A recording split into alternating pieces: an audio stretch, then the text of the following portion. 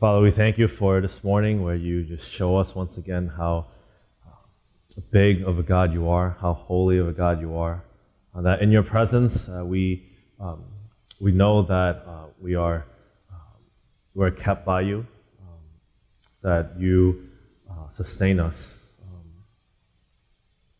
and that when we allow you to move, that you will do great things. So God, we pray that this morning as we listen to your word, that you would speak to our hearts, that through all the words that are spoken, may you just capture, may you help us to capture your heart, to capture your will for us, and may we just be open to surrendering to you this morning. In Jesus' name we pray. So, imagine that you are driving, okay? Imagine you're trying to get to a place that you've never been to. And so, you take out your phone, you put the address in, but you don't actually start the trip yet on your phone, right? Because from your house to the highway it's not that big of a trip, it's not that far. And so you decide, I'm just going to start the trip later. So you start driving, and little did you know that on the main road to the highway that there was a big accident. And so what you had to do was go around the long way, around a bunch of other streets to get to the highway. So you finally get to the highway, and then you finally turn your GPS on. So GPS tells you the route that you need to take. And so you drive, and finally you get to a point where the GPS shows you like 3 different paths. Right? GPS does that. I don't know why, but it does that. And so you look at the routes, and the first route tells you it's probably the fastest route, but you're not really familiar with that route. The second route that shows it's probably about the same amount of time, but it's a bunch of local roads where you know you're going to have to stop at every red that there is. And the third route is a route that you're very familiar with, but it's going to take a much longer time because it's just a much longer distance. So what do? I think when it comes to our lives, we treat God kind of as if he's our GPS.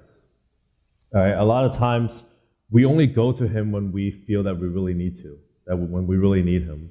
And we set the destination, and then we think of what he tells us as if they're suggestions and they're options that we can take.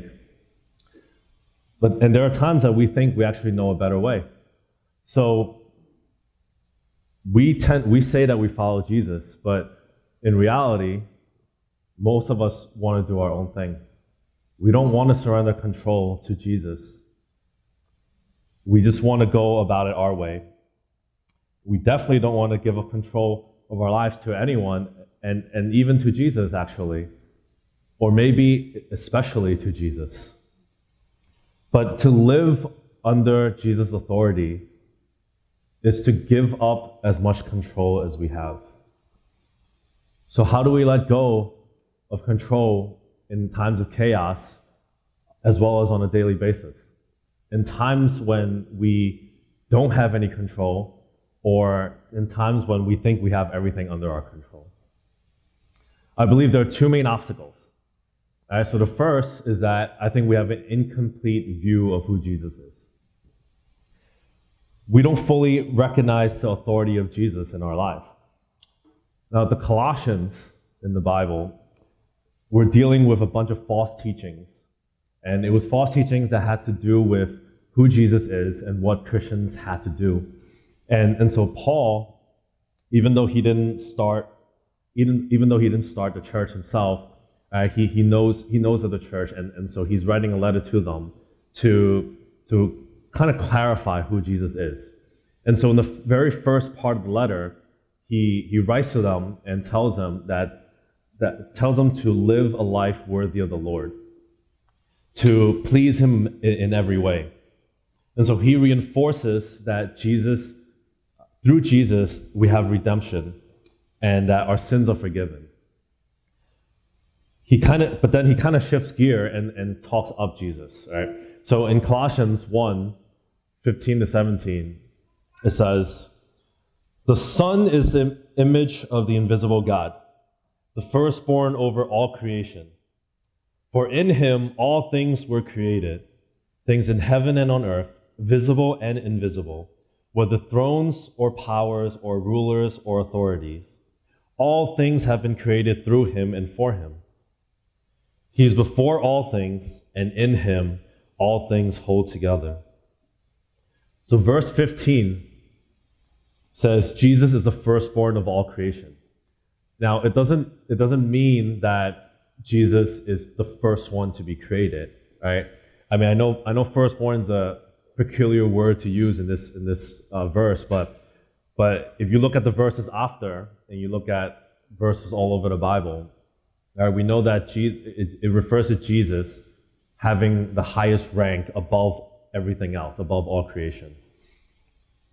Now, I've been going to church like all my life since I was very young, and as far back as I can remember, I never really had any doubts that everything in this world, including us, were created by somebody. All right? I never really had that kind of doubt, and like the fact that God is the architect, engineer, the actual maker of everything that we see, it kind of logically made sense to me. But let's not take that for granted. All right? Let's linger in that for a moment, because I think in the church we talk about God as a creator. We talk about how everything's created by him, but how often are we amazed by that? How often do we think that God is actually the creator of everything that we see, and that it's an incredible thing? So first, let's consider the verse that just said Jesus existed before anything was created. So there was nothing that existed before, right? There was nothing to work with for God. You see, people have utilized the brain that God has given to us, and we've done a lot with our brains, right? We've created a lot of things that we see. We've invented a lot of things, but the difference is that we always have to start with something, right? We always have to start with something to make something else, right? If you're trying to plant a garden, you need existing plants or seeds, and you need to understand what people have learned and figured out over the years about what a plant needs to grow, and that's how you can provide. If you're building a car, you need steel, bolts, fuel, a blueprint to actually build the car and make it run. Right? But for God, he had nothing. Right? He had no material. He had no models to follow. He had no instructions. But he didn't need it, right? Because the Bible tells us, by the word of his mouth, the earth was formed, the world was created. Right? When he said, "Let there be light," there was light. So the trees, the plants, the waters, animals, everything came into being when he called them into being. So second, let's look at how incredible creation is. So I went to the zoo a few months ago with some people here, and we saw a bunch of animals, and they were really cool. Haven't been to the zoo since I was really young, and afterwards, and it's not just the kids that were excited, right? Like all the adults were excited too. So I went home and I did some research, right? And did you know that there are 8.7 species of animals, plants, microorganisms in this world? Right? We're not talking about individual animals and plants and organisms. It's 8.7 species of these things. Right? That's incredible. Right? I'm not someone who gets impressed easily, but that's pretty crazy. Now, we also know that our sun is one of many stars in this universe, right? There are billions of not stars, but galaxies, which are collections of stars, collections of millions of stars. And it's like, when you think about that, it's like we can't even fathom how small our planet Earth is in comparison to the vast universe that God created. And I always wonder this, right? Like, why did God create so many things, right? It's like animals, insects. Like, why do we can live, like, most of us think we can live without mosquitoes, right? But it's like, why did God create all these different species? Why did God create all these stars and planets? And the best answer I could come up with is that because He can, right? And it shows the greatness of our Creator when we see the greatness of creation itself. So I did some more research, and we all know our Earth revolves around the sun, right? Now, we don't orbit the sun in a completely circular motion, but we know that the average distance from the Earth to the sun is about 93 million miles away. Now, to help us understand a little bit of what that looks like, Long Island, right? I'm counting from the westernmost part of Brooklyn to the easternmost part in Montauk, is about 118 miles, okay? So that means the Earth to the sun is 787,797 times longer than Long Island, okay? Now, if any of us were to drive from one end of Long Island to the other once a day, right, make that whole one trip once a day, every day of the year, it would take us 2,158 years to complete the journey to the sun. Okay? And now some of you know I recently switched jobs. Now the great part of one of the great parts about my job now is that instead of a 1.5 hour commute, it takes me 10 minutes to get to work. Okay? And you see you guys are laughing, right? You know that's great. But what's crazy is that I realized, you know that thing that God created first, light? If I leave my house in the morning to go to work, and light from the sun leaves the sun at the same exact time, light would beat me to work. Right? That's how fast light is, and that's how big of a difference we are compared to something else that God created. Now, the third thing about God, the Creator, is that verse 16 tells us all things were created in Him. Now, think about that.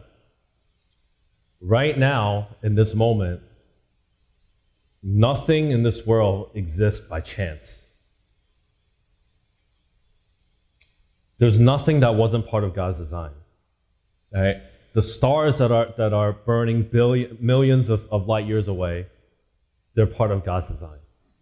The electrons orbiting the protons and neutrons in an atom that we can't even see with our naked eye, that was part of God's design. Even you and I, and the person that bothers you the most in this world, we're all part of God's design as well. So everything is part of God's creation. But what does this have to do with Jesus' authority? Right? Well, we know that we ourselves are one up over the rest of creation. Right? The Bible tells us that. Because in Genesis 1:27, it says, God created mankind in His own image. So we are in His image. We have some of the characteristics of God, but we're not God fully.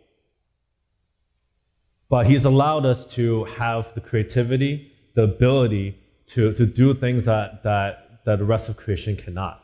Right? We build businesses. We produce we produce many products. Right? We've been we've been ruling over the animals and plants. We've been using them to make transportation, to make medicine, to advance in science and everything. And so we were created in his image so that we can rule over the animals and the plants and all the living creatures of this world. So we have authority over the rest of creation. Now going back to Jesus, in verse 15 tells us, Jesus, instead of being in God's image, Jesus is the image of the invisible God. When we say image, we're not talking about physical appearance. Right? We're talking about Jesus embodying the power and authority of God himself. And how did Jesus do that? Right? We read Jesus calmed the winds and the sea. Jesus walked on water.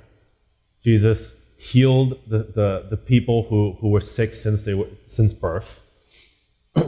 See, our culture has also made a fortune of scary movies, right? Dramatizing demons and possession and just unexplainable events. And we know that we read of the spirits, the evil spirits and demons in the Bible, and the Bible warns us to be careful because if we're not, we can easily be influenced by them. But when Jesus came, he showed that he had power over even the evil spirits. He had power over a legion of evil spirits. And in his presence, the demons begged for mercy. Right? In his presence, when he spoke, the demons had to obey. And they obeyed at once at his command.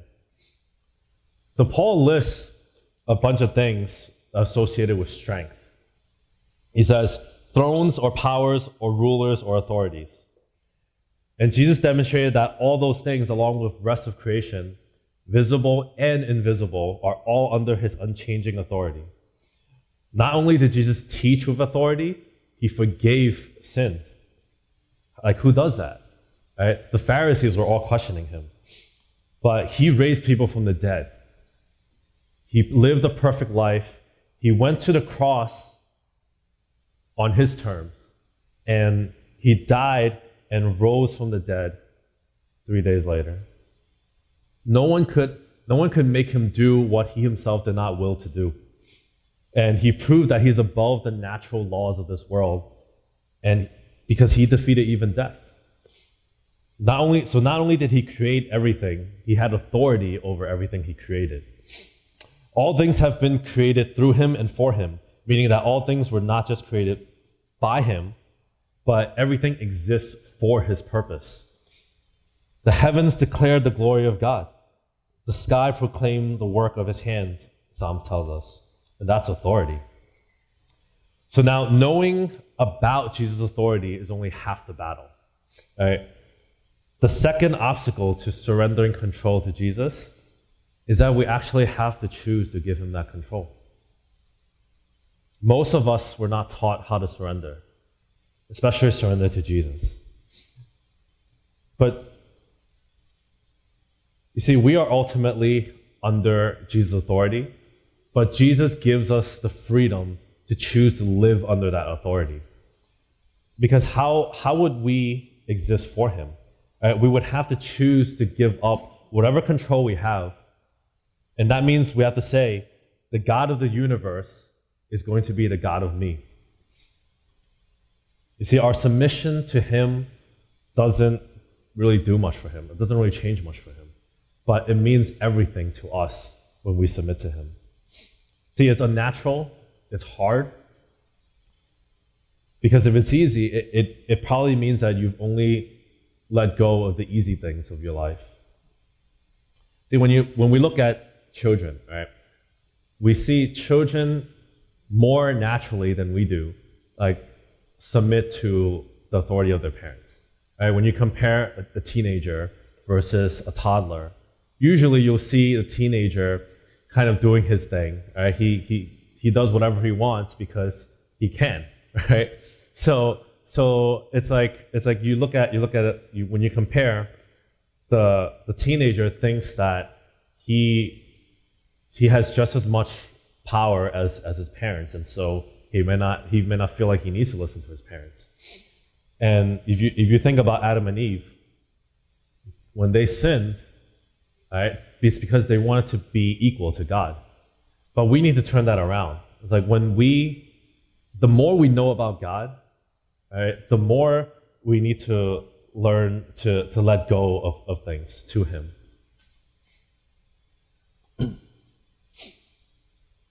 So it was only a few years ago when when God called Jean and I to a new journey. Jean's my wife, for those who don't know. And at that time, we were living in Queens, and we were going to a church in Queens. And personally, I had developed a very routine church life. And what I mean by that is I attend church on Sundays. I was part of a rotation to lead worship.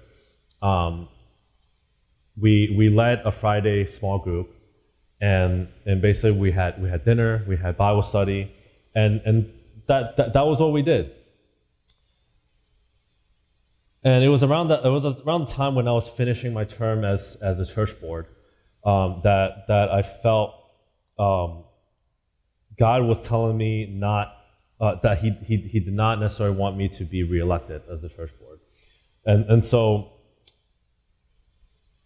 it was also around the time when G and I were thinking about moving to a new place, because we had a 1-bedroom co-op at the time, and we were just planning ahead for the future, for when we have a bigger family, and so we were thinking about moving. Right? So we had to figure out where we want to move, and it was also around the time that God was working with in Ron in preparing him and Candace to start Envision, to launch Envision, and so which when I look back, it's a greater confirmation that God has his timing, and he kind of orchestrated everything together. So for me, right, I heard all about Envision from Ron, from the opportunities he had to speak to the congregation, from the times when he had to report to the church board, from personal conversation with him. I heard about his heart for his heart that God put in him for God's kingdom and for how the church is going to be. And so, at first, like when I was listening to him, it was really to listen to him as a brother, just to see how I can pray for him and Candace. But as I listened more and more, I felt a stirring in my heart that maybe there was something more to this. So I said to Jean, I think God is trying to tell us something, and so would you pray with me to figure out if we should join Envision?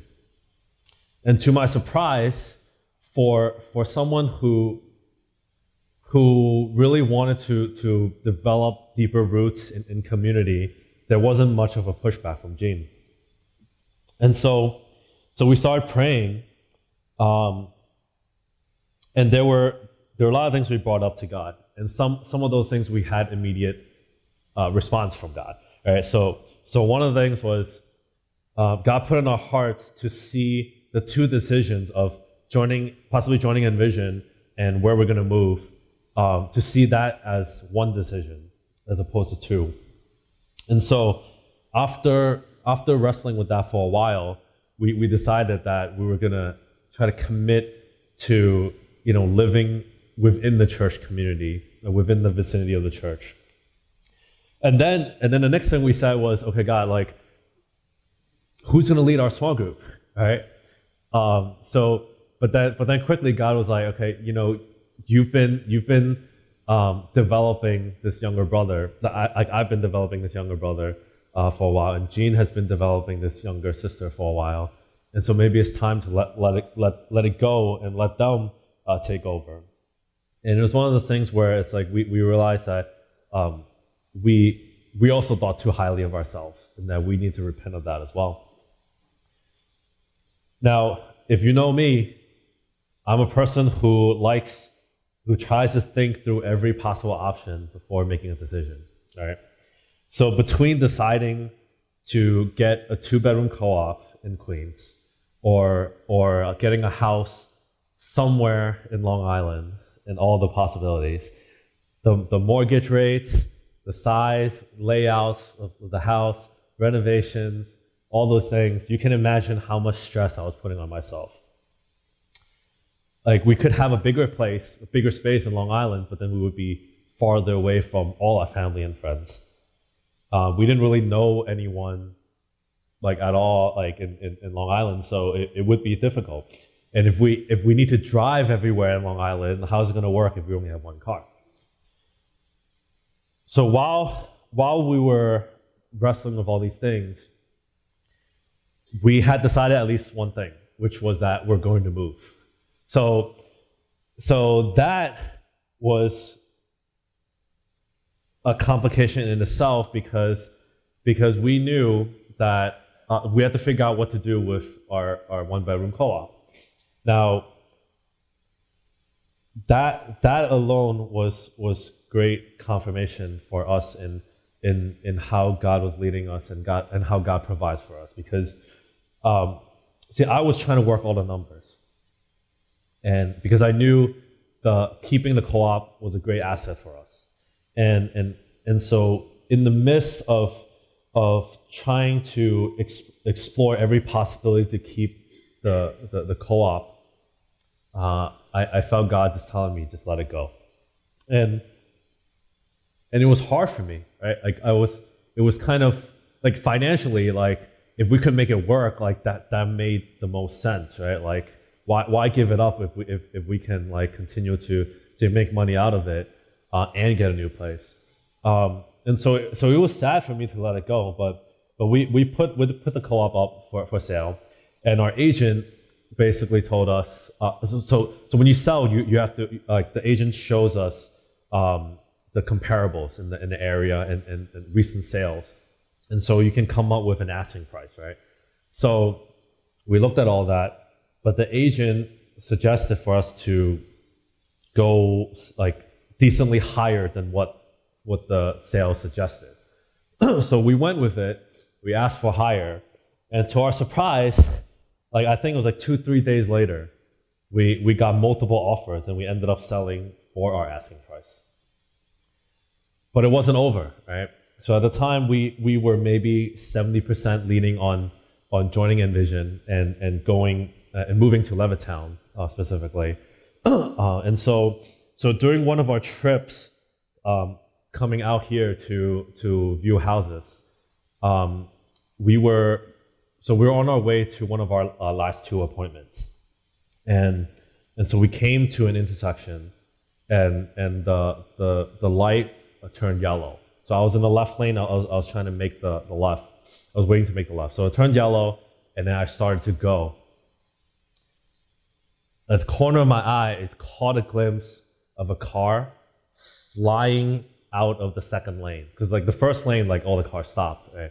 The second lane, I caught a glimpse of a car flying out, and I slammed on the brakes, and I could still remember seeing the car just passing by, like inches away from our car, and then the car swerved, and then the car hit a tree, and so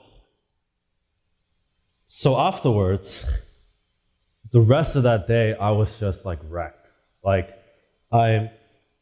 didn't really want to do anything the rest of the day, because like nothing seemed to matter the rest of the day.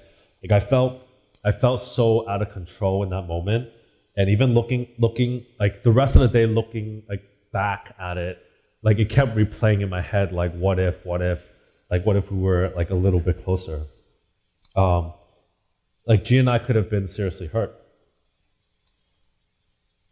And even though we didn't actually get hit, like that near accident like really discouraged us from moving forward. Like we really didn't want to move out here anymore, because it felt like the enemy was trying to stop us. Um, but as we question what we should be doing, God revealed to us it's not going to be easy, right? It doesn't mean, if you follow me, it doesn't mean that nothing bad will happen. Because the enemy is not going to want you to follow me. The enemy is going to do everything he can to try to stop you. But actually, this is how we knew that we were following God. See, following Jesus isn't our typical safe choice. It oftentimes can be the most dangerous choice. Surrendering to his authority requires a shift from what is safe to one of faith. See, the way I was living, at least for the things I cared about, was trying to do my best and then let God take care of the rest. But in reality, it should really be surrender everything to Jesus, walk with him, and he's going to show you that is the best thing that you can ever do. Because Jesus orchestrates whatever he wills to happen.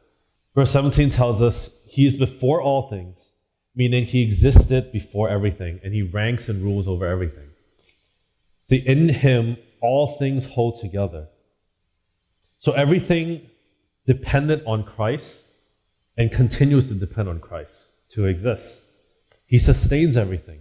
Like nothing can continue to exist without him allowing them to.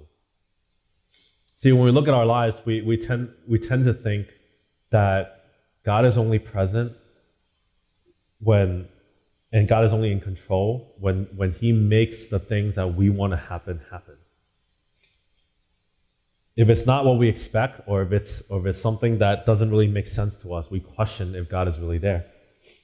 But if he has authority over everything, we're not going to be able to understand why everything happens. And that's something that we, as his creation, people living under his authority, need to learn to accept. See, for me, a lot of times in my life, actually, God was just like, I'm going to make it crystal clear to you, and like, enough is enough. Like, I'm going to get your attention one way or another. Like, for me, I've experienced a lot of that. But whilst God sometimes does that for us, like he did with, when he invaded Saul's life, he tends to want to give us the freedom. He wants to give us the freedom to actually choose him. And it is in that choosing that we begin to live under his authority. It is in that choosing that we are transformed to be more like Jesus. And that is where intimacy develops. That is how we can learn to trust him more and more each time. So living under the authority of Jesus means three things. First is acknowledge that Jesus is greater. That when we surrender control, when we're letting go to someone who knows more than us. We're letting go to someone who is more capable of directing our lives, who's more capable of providing for us. So we think of surrendering as losing, right? We often think that way. But actually, to be in God's family, to be on God's team, means that we can have victory. Romans tells us, if God is for us, who can be against us? Right? So the second thing is that it's important not to miss that when we let go, it's not that we let go and that's all. It's that I had to let go so that I can embrace Jesus. In the same way, for anything in our lives, we had to let go of whatever control that we have so that we can let Jesus take over. See, Jesus wants all of us. He doesn't want to just be the Lord of our Sundays. Right? He wants Monday through Saturday as well. He wants your relationships, your career, your livelihood, your hopes, your future, your everything. The third thing for us is to entrust our present and the future to him. See, someone once asked me, if we believe in a guy that that existed 2,000 years ago, more than 2,000 years ago, for our salvation. Why is it so hard for us to trust him with the other stuff in our lives? Right? Jesus is not our life insurance. And Jesus is not our one-way ticket where we just confess once and then that's it for the rest of our life. Jesus is our sustainer. He's our sanctifier. He's our healer. He's our coming king. So going back to that driving analogy, the question is, what would it look like for you to allow Jesus to be the driver? So, I mean, how many of us actually like being a passenger, right? Like some of us drive for a living, right? Like how many of us like to give up control and to be the passenger in a car? Now, to me, the only way you can enjoy being a passenger is if you trust the driver, right? And to trust the driver, you need to trust that the driver knows where to go and how to get there, even if you don't. You need to trust that the driver will operate the vehicle safely, that you can navigate through traffic, through all the avoid accidents. And you have to trust that the driver will get you there in the time that is necessary for you to get there. So when we let Jesus be the driver, that's when we are living under his authority.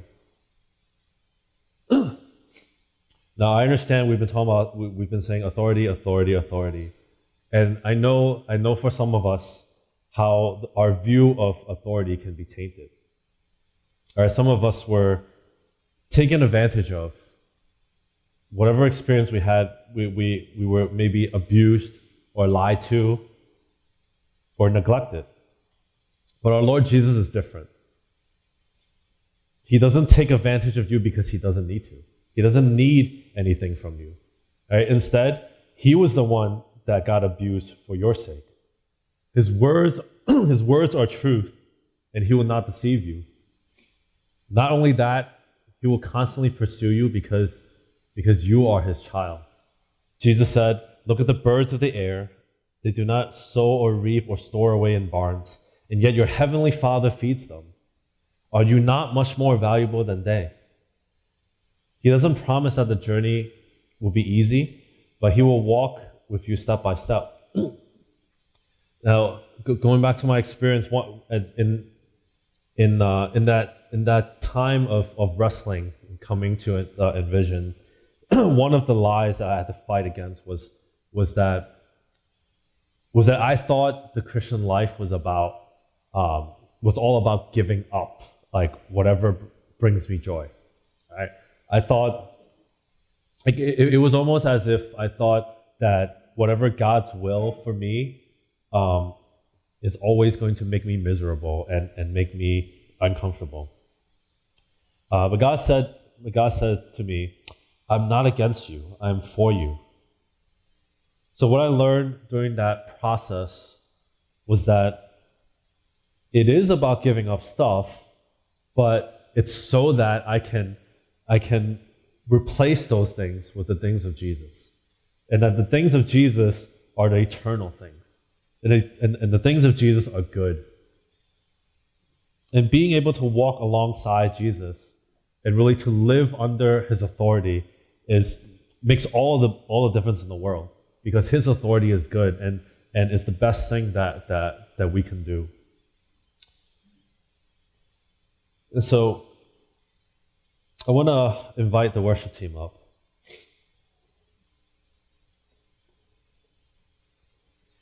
See, some of us have been trying different things. Some of us have been trying different things other than submitting to Jesus. See, there are plenty of things in this world that promise us peace, that promise us security, that promise us comfort. And so what we do is we leave one foot in God's door, and then we pivot to all these other doors. You entertain listening to God when it's convenient for you, because God is just another way that maybe you can get whatever it is that you want. But when it feels too uncomfortable, when it's too risky, right? When things start to get out of hand, you start to pull back. You try to seize control again.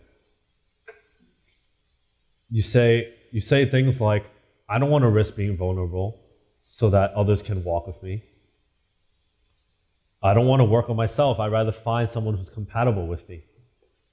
I don't want to listen to advice because I can solve things my way. And I don't want to wait for God because time is running out. I myself need to secure my path to whatever it is. But we need to remember that when we surrender to Jesus, we are declaring His glory and His authority. So imagine if every time you have control that you give it to Jesus. Imagine trusting the God who created everything and who sustains everything.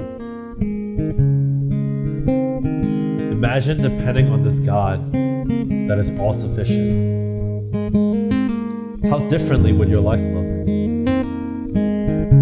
It is only when we surrender whatever control we have that we can truly experience the fullness of His authority.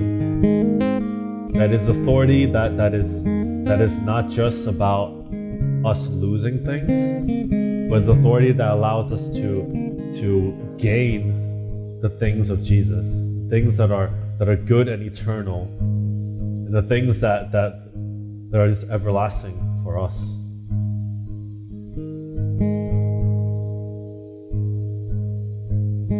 So keep asking as we sing. Just keep asking, how differently would your life look if every time you have control, you give it to Jesus?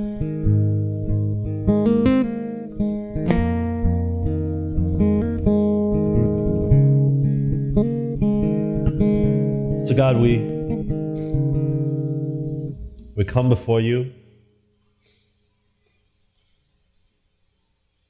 acknowledging that we've been holding on to control of our lives. Whether it is in times of not having any control, or in times where we have all the control, we've always tried to hold on to the control that we can hold. So God, this morning we see that it is good to live under your authority, because you're the creator, you're the sustainer. So God, this morning we ask that you would reveal the things that are keeping us back from you.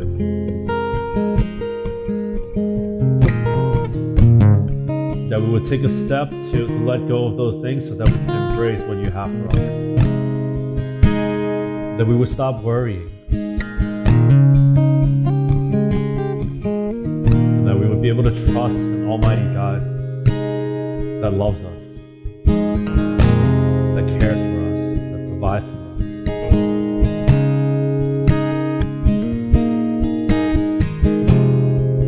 So God, continue to do work. As we all know, the first step is always difficult, right?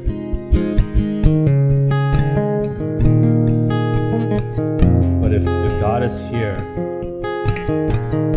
if God is speaking to you, you can be assured that He will take care of you. That whatever it is that you're trying to hold on to, it's not bigger than Him. So the first step that we have to take is to just let go of whatever it is that He puts in your heart at this moment. Right? You don't need to worry about what will happen tomorrow, a week from now, or a month from now.